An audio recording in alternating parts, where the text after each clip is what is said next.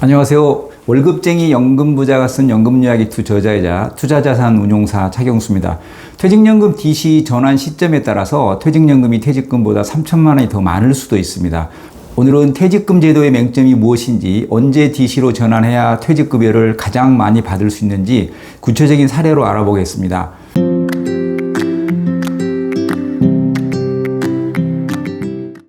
지난 영상에서 퇴직금과 퇴직연금 차이를 설명했습니다. 일시금으로 받으면 퇴직금이고 연금으로 받으면 퇴직연금이다? 아니라고 했죠. 퇴직금도 IRP 계좌로 받으면 연금이고 퇴직연금도 급여계좌로 받아버리면 세법상 세금 혜택이 없는 일시금인 것입니다. 회사에서 받으면 퇴직금이고 내가 맡겨놓은 금융사로부터 받으면 퇴직연금이라고 했습니다. 퇴직금은 중간정산하기 힘들지만 퇴직연금은 필요할 때 중간정산을 해서 내가 직접 운용할 수 있다고도 했습니다. 퇴직금은 퇴직하기 직전 3개월 평균 임금으로 산정합니다. 보통은 이때가 생애 가장 임금이 많을 때라 퇴직금도 가장 많을 때인데 그렇지 않은 경우도 있습니다. 퇴직급여에 미치는 평균 임금은 기본급, 직무급, 시간의 수당, 성과급, 연차수당 등입니다. 퇴직급여에 가장 큰 영향을 미치는 게 기본급인데 이 기본급은 굴곡이 없습니다. 매년 임금 인상분만큼 조금씩 올라갑니다. 기본급은 어느 정도 예측이 가능합니다. 하지만 성과급은 작년에 2천만 원 받았다가 올해 1,000만 원 받을 수도 있습니다. 회사가 어떤 평가를 받느냐에 따라서 내 성과급이 1,000만 원 이상 차이가 날 수 있습니다.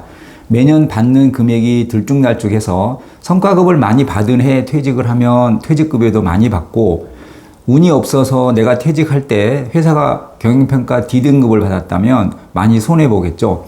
시간의 수당은 어떤 직무를 맡느냐에 따라서 차이가 나고 직무급도 어떤 보직에 있느냐에 따라서 차이가 납니다.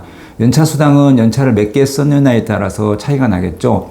퇴직급여를 극대화하려면 평균 임금에 포함되는 이런 각종 수당이나 직무급, 성과급이 많아야 하는데 퇴직한 해 받은 임금이 오히려 작년에 받은 것보다 적은 경우가 가끔 발생합니다. 퇴직하던 해에 승진하지 않았다면 작년이나 올해나 기본급은 변동폭이 미미하지만 성과급은 몇백만 원, 많으면 1,000만 원 이상 차이가 나기도 합니다. 기업마다 전체 연봉에서 성과급이 차지하는 비중은 좀 다릅니다. 성과급 비중이 아주 적은 회사도 있지만 공기업 같은 경우 성과급 비중이 높습니다. 퇴직급여에 큰 영향을 미치는 게 경영평가 성과급입니다. 예를 들어 30년 근무자가 올해 성과급이 작년보다 600만 원이 적다면 퇴직급여에서 얼마나 차이가 날까요? 600만 원을 한 달 평균 임금으로 환산하면 약 50만 원입니다. 퇴직급여에서 1,500만 원 차이가 나는 것입니다. 작년에 퇴직급여 정산을 해서 받았다면 올해보다 1,500만 원 정도 많다는 의미입니다. 성과급 많이 받았을 때 퇴직급여를 받아야 좋겠죠? 아니 그럼 퇴직이 몇 년 남았는데 경영평가 성과 A등급 받았다고 퇴직하라는 얘기냐? 그런 뜻은 아닙니다. 아직 퇴직을 하지 않았어도 퇴직급여를 정산할 수 있습니다. 예를 들어 퇴직은 1년 남았지만 성과급을 많이 받았다면 지금까지 퇴직급여를 올해 모두 정산해서 받을 수 있습니다. 30년 근무했다면 올해 기준으로 30년치 퇴직급여를 싹 정산해서 내가 운용하고 있다가 내년에 퇴직할 때 수령하는 것입니다.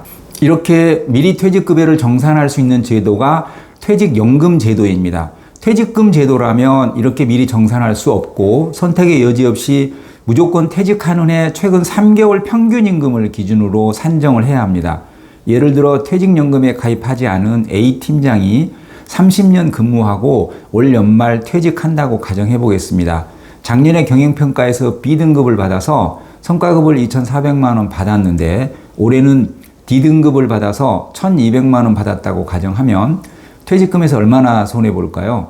무려 3천만 원 차이가 납니다. 만일 작년 말이나 올 6월에 퇴직급여를 정산할 수 있었다면 기본급 빼고 성과급 몫의 퇴직금만 약 6천만 원입니다. 하지만 올해 연말에 퇴직급여를 정산한다면 성과급 몫의 퇴직금은 3천만 원입니다. 일찍 정산했더라면 3천만 원을 더 받을 수 있는데 그 기회를 놓친 겁니다. 어떻게 3천만 원 차이가 날까요? 내 퇴직급여는 30일 평균임금 곱하기 재직 연수입니다. 성과급 2,400만 원을 12개월로 나누면 한 달치 성과급이 됩니다. 월급은 매월 받지만 연차수당이나 성과급은 1년에 한 번만 받는 거라 12로 나누는 것입니다. 연 2,400만 원 성과급은 월 약 200만 원 정도 되겠죠. 정확히 계산하면 이보다 조금 적습니다만은 이해를 돕기 위해서 2,400만 원을 12개월로 나눈 금액을 30일분 평균 임금으로 잡겠습니다.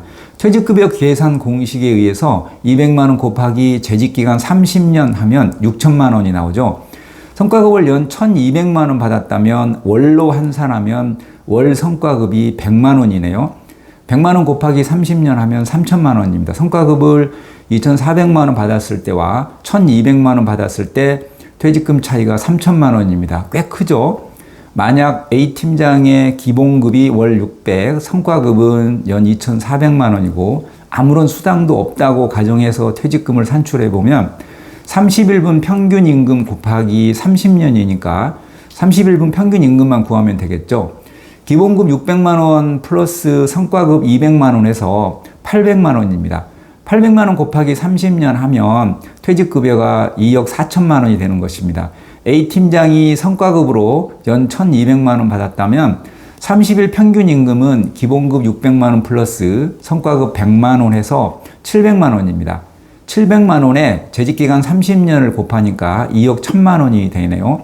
성과급 때문에 3천만 원 차이가 나는 것입니다.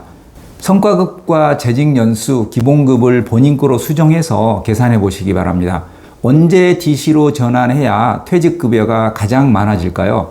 정답은 평균 임금이 가장 많을 때입니다. 언제가 평균 임금이 가장 많을까요?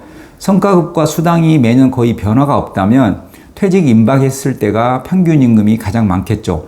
그러나 앞서 사례에서 보듯이 성과급에서 차이가 나기 때문에 전년도가 금년보다 평균 임금이 더 많을 수도 있습니다. 한번 사례를 들어보겠습니다. 공기업 A처장의 기본급 플러스 직무급시 월 600만 원, 경영평가 B등급 380%, 30년 재직을 했고 계산하기 좋게 연차수당 같은 수당은 없다고 가정해 보겠습니다. 퇴직급여는 30일 평균임금 곱하기 재직기간인데 기본급은 월 600으로 세팅되었으니까 30일분 성과급만 알면 되겠네요. B등급 성과급률이 380%니까 성과급은 2,280만 원입니다. 2,280만 원을 12개월로 나누면 한 달치 성과급이 190만 원 정도 되네요. 원칙은 3개월치 성과급을 91일로 나누는데 여기선 이해를 돕기 위해서 한 달치로 산정하겠습니다. 참고로 재직기간은 4,4,5입 하는 게 아니고 총 재직일수 나누기 365일 하는 것입니다. 그럼 퇴직급여 계산 공식에 대입해 볼까요? 790만 원 곱하기 30년은 2억 3,700만 원입니다. B등급 받았을 때 퇴직급여 총액은 2억 3,700만 원이 되는 것입니다. A처장이 경영평가 D등급을 받았을 경우 기본급 월 600, 성과급 200%, 30년 재직 후 연말 퇴직 가정해보면 성과급이 연 1,200만 원이니까 한 달치 성과급은 100만 원이 되겠죠. 30일분 평균 임금은 기본급과 성과급을 합하면 700만 원이네요. 30년 재직했으니까 700만 원 곱하기 30년 하면 퇴직급여는 2억 1천만 원입니다. 성과급이 B등급이냐 D등급이냐에 따라서 퇴직금에서 2,700만 원이 차이가 납니다. 공기업의 경우 성과급은 보통 7월에 받습니다. 연말에 퇴직하게 되면 7월에 받은 성과급으로 퇴직금을 계산합니다. 하지만 6월 말에 퇴직하면 올해 성과급을 아직 받지 않았기 때문에 작년 7월에 받은 성과급으로 퇴직금을 계산합니다. 금년 말에 퇴직하는 A 처장 입장에서는 작년 B등급 받은 걸로 퇴직금을 계산하면 약 2,700만 원을 더 받을 수 있습니다. 연말까지 기다리지 말고 금년 6월에 퇴직연금 DC형으로 전환하면 되겠죠. DC형으로 전환한다는 말은 지금까지 퇴직금을 정산해서 내 계좌로 받는 것입니다.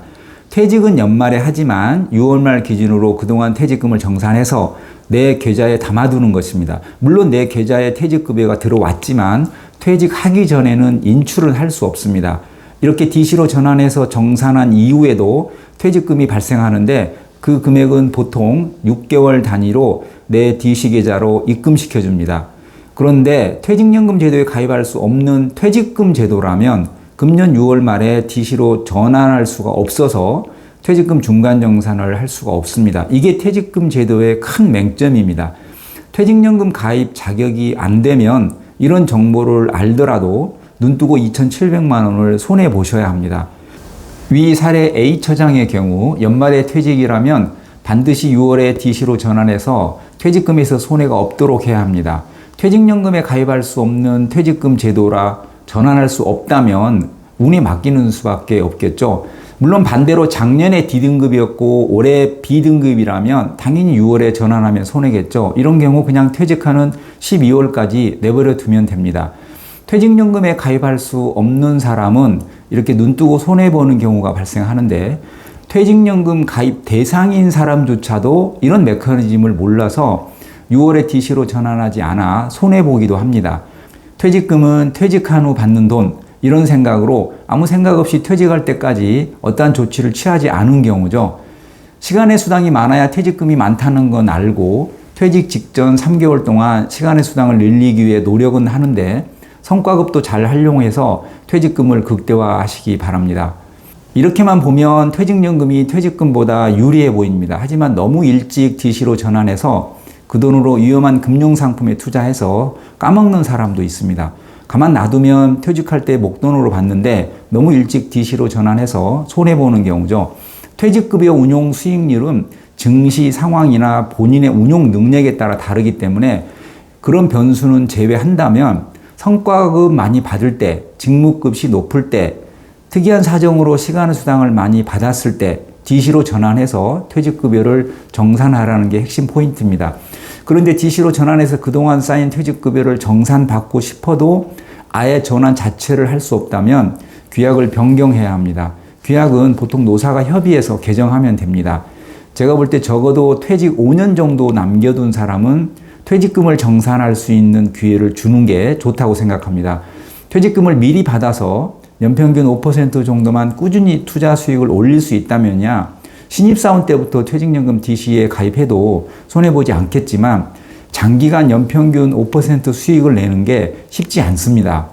그래서 너무 일찍 DC로 전환하는 건 저도 반대하지만 적어도 5년 남짓 남았을 때는 상황에 따라서 DC로 전환해서 중간 정산을 할 수 있는 기회를 주는 게 바람직하다고 생각합니다. 물론 DC로 전환할 수 있는 자격을 주는 것이지 강제로 DC로 전환하는 건 아닙니다. 본인이 퇴직연금 제도에 가입하기 싫으면 퇴직금 제도로 가면 되고 퇴직연금에 가입했어도 DC로 전환하지 않고 끝까지 DB형으로 유지해도 됩니다.